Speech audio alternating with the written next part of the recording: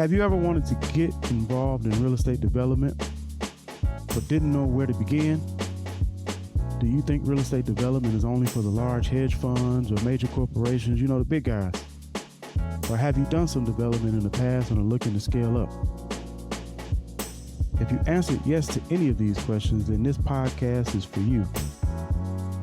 Welcome to the W.I.R.E.D Wealth and Real Estate Development Podcast.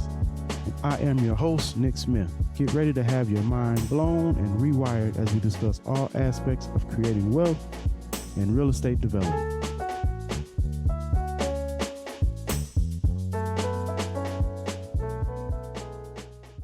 Good day, all. This is Nick Smith. I am your host for the W.I.R.E.D podcast, Wealth and Real Estate Development, where we talk all things wealth relating to individuals, families, and communities through real estate development. This is episode 9, so I want to welcome you all to this show. It's been about 2 months since I've started, and I want to thank you all for your support. It has definitely been a journey. Thank everybody that has downloaded an episode, that has shared an episode, that has commented on a YouTube video. I am extremely grateful and humbled, by the support, and I ask you all to continue to do those things because this is a message I definitely want to get out, that you don't have to be a major corporation, major company, so to speak, to do major things in your community and to help revitalize your community. Today, I want to talk about something that I know will come up 100% through your real estate investing and development journey, and it is the subject of when to know that a deal is not a deal. At some point in time in your real estate investing and real estate development journey and career, you're going to have to bag out of a deal. All of us do.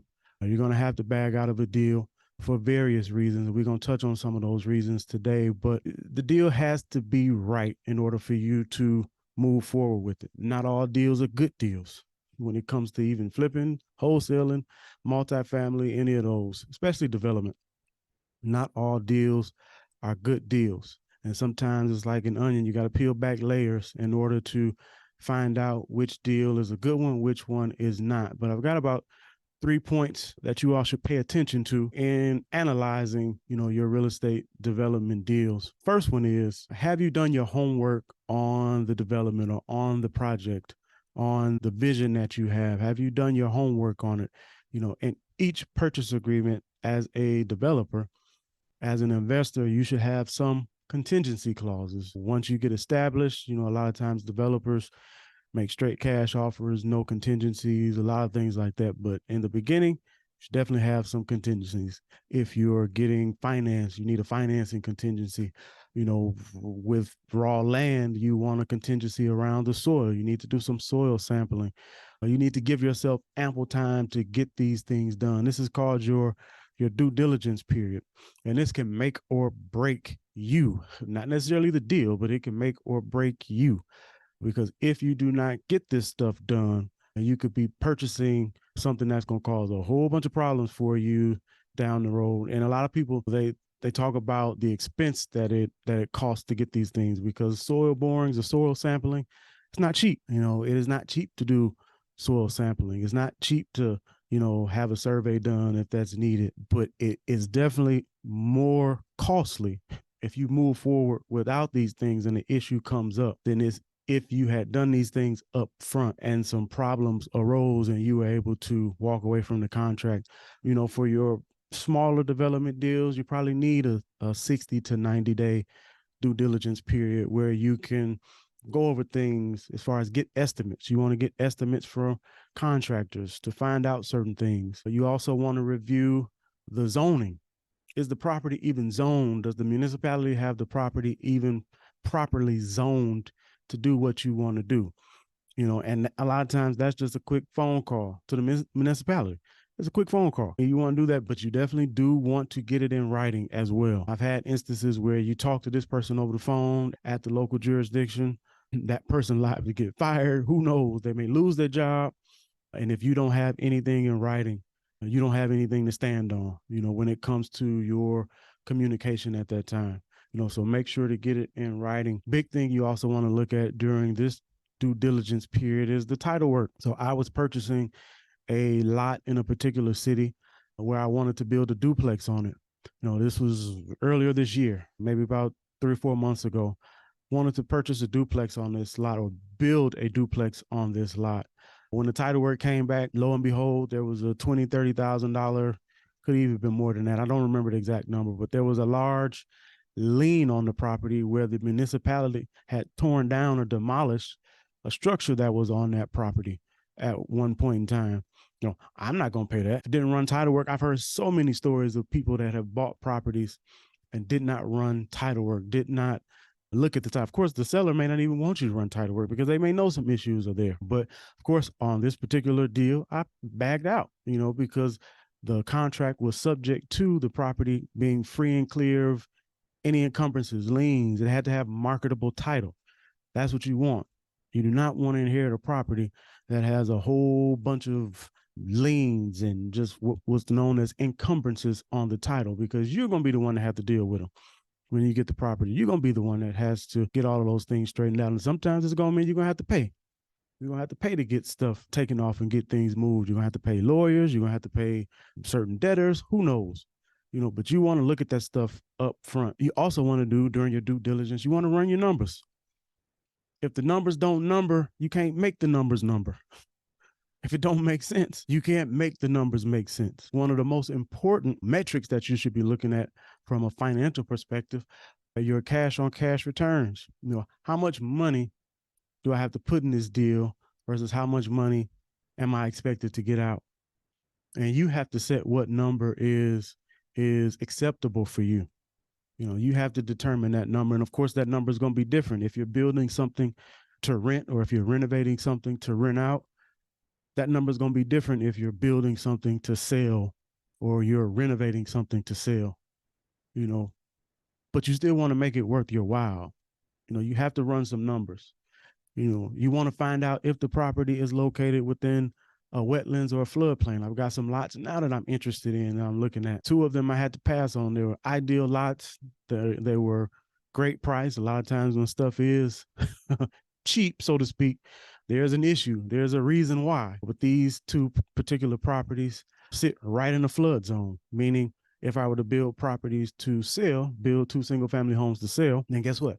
Those end buyers are going to have flood insurance, and flood insurance can be extremely costly. I'm talking about extra thousands of dollars a year for a home buyer. And that's something significant. Can't just run past that, and a lot of times you can find this information if your county or jurisdiction has a GIS, which is a geographical information system, and they have layers set up that you can go through in that GIS. And a lot of times you can find that out just yourself. Of course, once you get the survey done, things like that, they will 100% determine it. But these are things that you can be doing. These are steps that, you could be taking to provide some safeguards for you.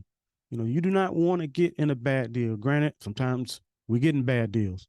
And that's where we learn the most. But there are some things you can avoid just by doing your homework, because nobody wants to work for free. You could put all this work into a project. You could put all this work into a development and you come back making the big goose egg. You make the big goose egg. Granted, you can count that as a tuition payment, because I'm sure if you make nothing, you've learned something. But that's not the ultimate objective. You do want to make some profit at the end of the day for the hard work that you are putting into any project or any development. So have you done your homework? Did you do your homework? Second thing is you have to look at the risk versus the reward factor. And the risk versus the reward factor is not just about money, but it's also about time. But we'll start with money. With money, so I had another development that I recently had to make that call to the seller just saying that, hey, I wasn't going to be able to move forward with it. It was a beautiful piece of property. It was about 1.5 acres, 1.6 acres to be exact. I wanted to put up 3 single family homes on this particular property. I knew the price range where the homes would sell for. I thought the price I was getting for the property was reasonable, but there was just a lot of question marks. For one, the property did not have sewer, did not have water, did not have sanitary sewer. Those are all things that I was going to have to bring, and we wanted to use what's called an easement through an adjacent subdivision to bring those things through, but the town would not give me an upfront answer if they would allow me to use that easement, I was going to have to put together a full engineering plan in order for them to say yes or no. I was going to have to do a full engineering plan, get survey done, get legal work done, just for them to say yes or no. Then, I actually came to find out that the municipality, whenever you're doing new development in this particular municipality, they're going to want sidewalks and curbs. That was definitely something I was not expecting. Granted, there are no sidewalks and curbs on either of the homes that are across the street or next door to this particular property, but this is a new ordinance that came into play in this municipality. Couldn't fight it, knew it was coming. And the only reason that I was able to find this out is because I sought the information. My favorite book is the Bible. Tell anybody that. And one of my favorite scriptures is Proverbs 15, verse 22. And it says, plans fail for lack of counsel, but with many advisors, they succeed. Again, I'll say that. Plans fail for lack of counsel, but with many advisors, they succeed.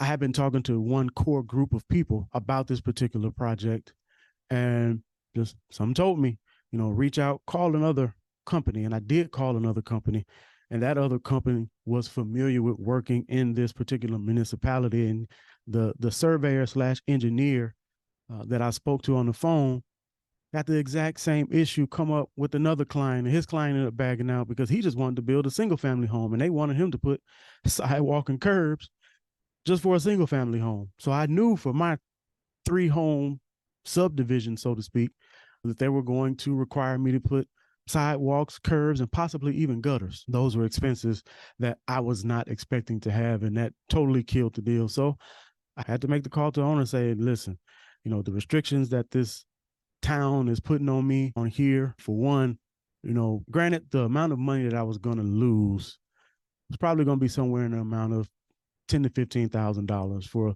civil engineering, for the survey work, for the legal work. All of that was probably going to be $10,000 to $15,000. Is that the end of the world? Not at all. Definitely not the end of the world. I've heard people lose a lot more than that. But if there are some things up front that will potentially cause some issues, with this development, why move forward? Why risk the money? You have to look at, when you think about money, if I put my money here, it's keeping me from using it over here. And is there somewhere better that I can be putting these resources? And my answer was 100% yes. I have other projects that's going on, that I can put those resources to. So again, first thing you got to do, got to look at your homework. Did you do your homework? Second thing you have to look at is the risk versus the reward. Forgot, it's not just about financial risk versus reward, but it's also about the time risk versus reward. If I was going to do this 3-home subdivision, that development, this is probably going to be a 1.5 to 2 year development if it got approved. And that was the if. I've already spent 3 to 4 months, on this development. Is it worth the time? Is it worth the time? In 2020, my viewpoint and mindset around time totally changed. My dad passed away unexpectedly. I was 35 years old at the time. He was 71. Went in the hospital on a Wednesday, came out that Sunday, and was fine. Walking, talking, walking slow, but he still was walking. And mind you, this was just about 2 weeks before his older sister passed away. And so he went to the hospital on a Wednesday. I picked him up on that Sunday after I got out of church.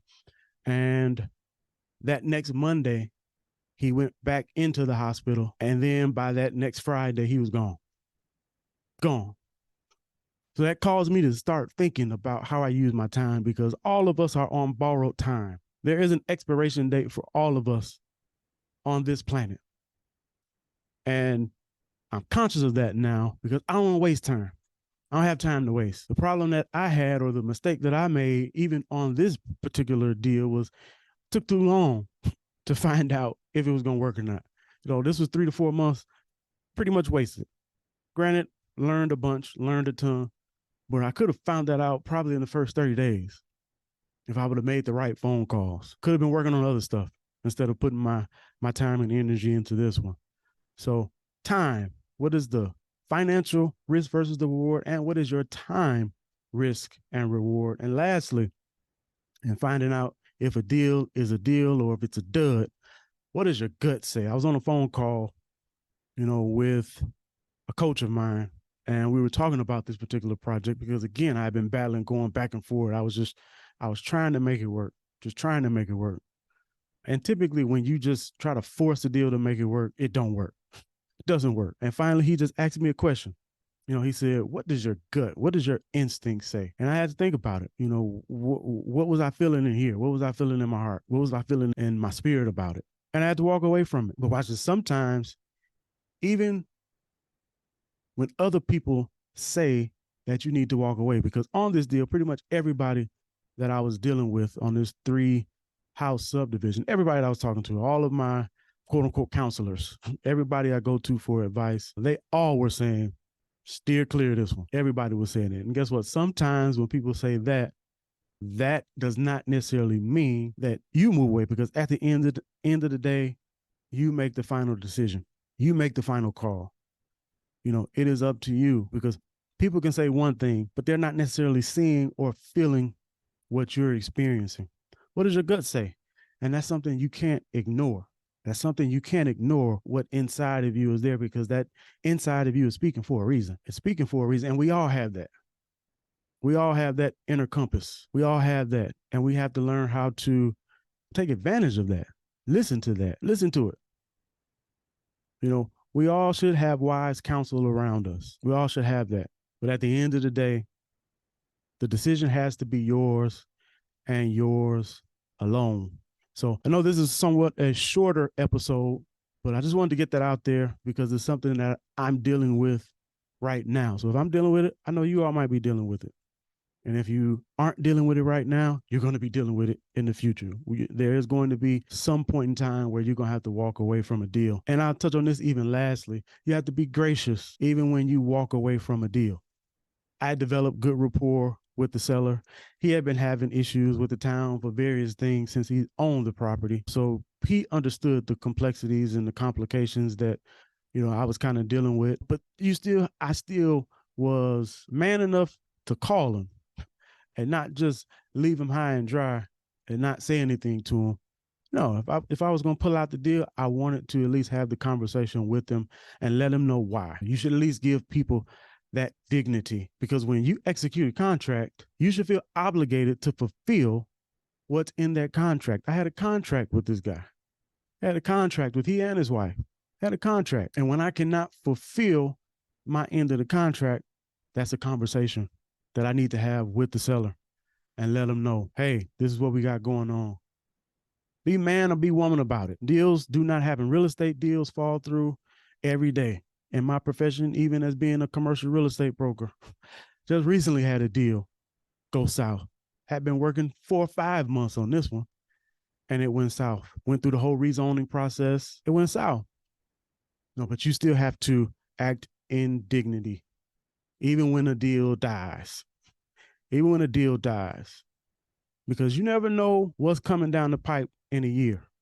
If you treat a seller right, even when a deal doesn't happen, you never know where you and that seller's paths will meet again in the future. So always operate in integrity, always operate in dignity. That's all I have for you today. Again, I thank you all for listening. Encourage you all to like, share, subscribe. If this is helping you at all, please let me know. Please comment on the videos. Please feel free to like. Truly goes a long way, and it helps me to know what content you all want to hear. If you want to hear something different, let me know. Post in the comments what you all want to hear regarding real estate development and community development, because this is what this show is about. I want to create people that want to enhance their own communities. Granted, we do need the big corporations to come in. We do need that. But a lot of our communities can be enhanced by the people in those communities. And I want to provide the tools, the interviews, the assistance to those individuals that want to build their communities through real estate development. So again, this is Nick Smith. This is episode 9. Thank you all for tuning in, and let's all go get wired up. Have a great day, everyone. Thank you so much for listening to today's episode. If you enjoyed it, please share this content with someone else who would benefit from it. I'm looking forward to having you with me on the next episode. Now go out and create some wealth and real estate development.